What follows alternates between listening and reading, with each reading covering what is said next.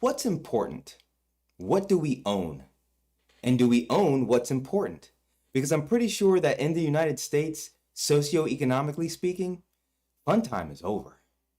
We know more than ever before, but who knew bias was the bane of all you study?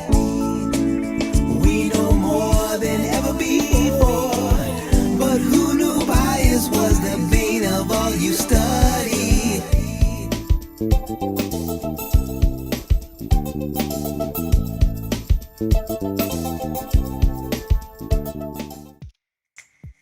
I know here in modernity, most young people enjoy their entertainment choices without traditional advertisements, commercials. That's not me. As much as I like to use the mute button so I don't have to hear them, I still see commercials from time to time. And they're still the same, 30 seconds to 2 minutes of images doing their best to hawk products through either fear or fantasy imagery to separate the average wage earner from their money. Most of the time, none of these products have anything to do with the tenets of basic survival. That is eating every day, sleeping in a dry place, building relationships for both physical and psychological protection. Or if they do address those things, it's in unhealthy ways. The food that they want to sell us isn't fit to sustain life. Our shelter is most likely owned by someone else, and the relationships that we've built, they're built on the bonds of alcohol. Ultimately, while we are buying things that we do not need with money that we don't have to impress people that we don't even like, the people to whom we give our money while chasing these fantasies spend that money on things that will always be important. In the link down below, here's an article about Bill Gates buying up acres of farmland. And surely you've heard about the economic struggle that is the housing market. I mean, the average person is priced out of a home and has to pay skyrocketing rent. This article here is a little clue as to who's buying these properties. Take a look at this video news article about how plain old water has captured the attention of Wall Street. Dwindling Colorado River, which has to supply 40 million people. Historic drought fueled by climate change and overuse of the river has drained its reservoirs to record lows, and that is turning water in the West into a very hot commodity. We're talking potentially billions of dollars at stake, and that's because the Colorado River is one of the most valuable economic resources in the United States. And now private investors are betting that in a hotter and drier future, water is the new oil. And while all this is going on, a population that doesn't even know how our economy works gorges itself on the many opiates for the masses, while they not only get priced out of the vaunted American standard of living, but survival itself. Take a look at this clip. A wife and 8 kids today? Not a chance. With inflation rising faster than incomes, people were forced into more and more drastic measures to maintain their standard of living. With each new day, the work of a family begins again. When we went off gold backing of the dollar, what used to happen prior to that is the husband went to work, the wife stayed at home, raised the family. Because of inflation in the 70s, the wife went to work. So now you had 2 incomes that were necessary to produce and buy the same goods and services. In the 90s, we stopped saving. The savings rate basically got down to 0 because people were spending. They couldn't save in order to buy the same goods and services. Then we got to the last decade. The wife was already working. The savings were down to 0. They borrowed money. And so we've gone from 2 earners getting rid of our savings rate to borrowing money to keep pace with inflation. The average person is now forced to borrow well beyond their means, getting themselves deeply into debt.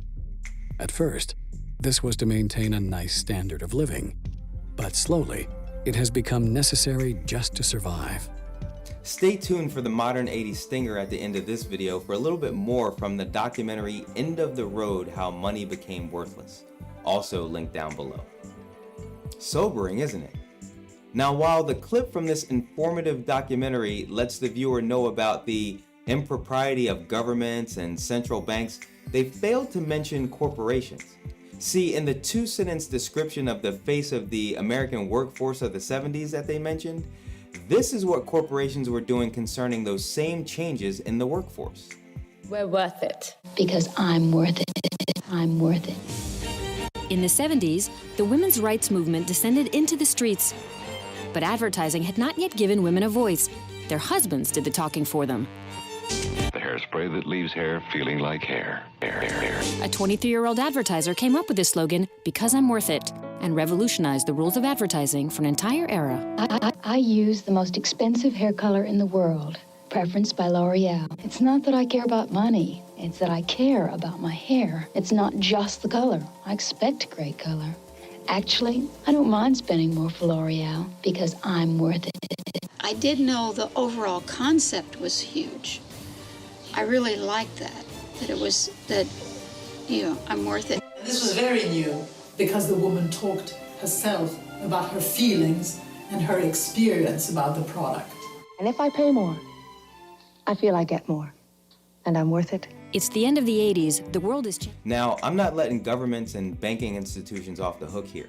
Corruption is disappointingly widespread, even with the checks and balances language written in our laws.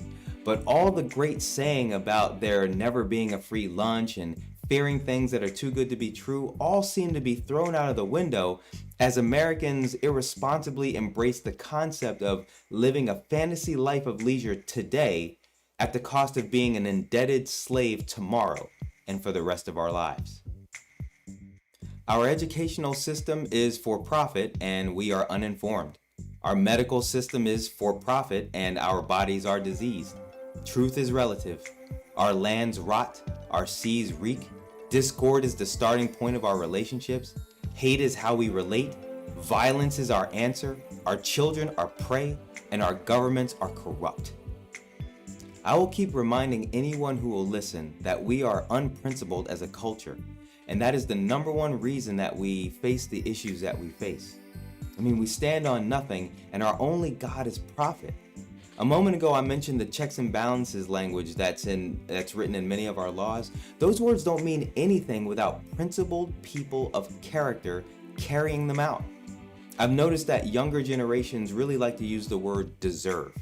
I suggest that every time you want to use that word deserve, instead substitute the word earn and see how your sentence still sounds. Rational viewer, whatever's coming, we earned it, mostly by inaction. But it's not too late. Let's remind each other of what's important and move on that. Do what you can where you are. It might seem like a baby step, but nothing is a baby step if hundreds of millions of people do it at the same time. Remember, the collective human will is a force of nature unto itself. I'm Odium. Come back for the next reflection.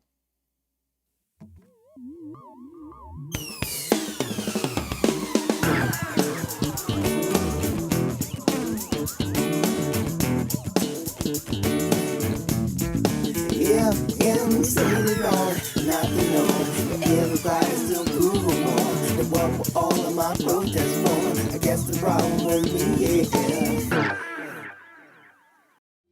Under the current monetary system, we borrow all of our currency into existence and we promise to pay it back plus interest. If you borrow the very first dollar into existence and that's the only dollar that exists on the planet, but you promise to pay it back plus another dollar's worth of interest, where do you get the second dollar? The answer is you have to borrow that. It's a Ponzi scheme because you can never pay it off. It always requires that we go deeper into debt.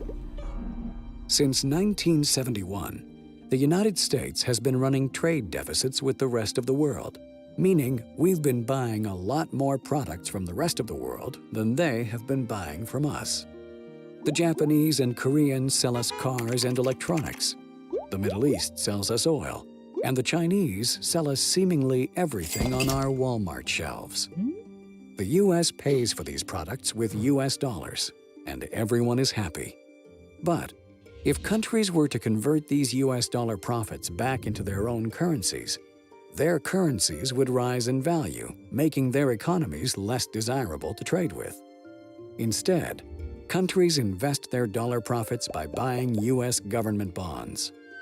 So countries around the world sell their goods to the U.S. in exchange for U.S. dollars, which have been borrowed through the Federal Reserve, creating IOUs. And countries then loan their US dollar profits back to the US by buying more IOUs. The money from these loans is spent on paying government expenses, as well as paying back previous IOUs. But in order to do this, larger and larger loans must be made in order to pay back the principal and the interest. By paying back old loans with new and larger loans, it would appear as if the entire world has been investing their hard-earned money into a Ponzi scheme of epic proportions.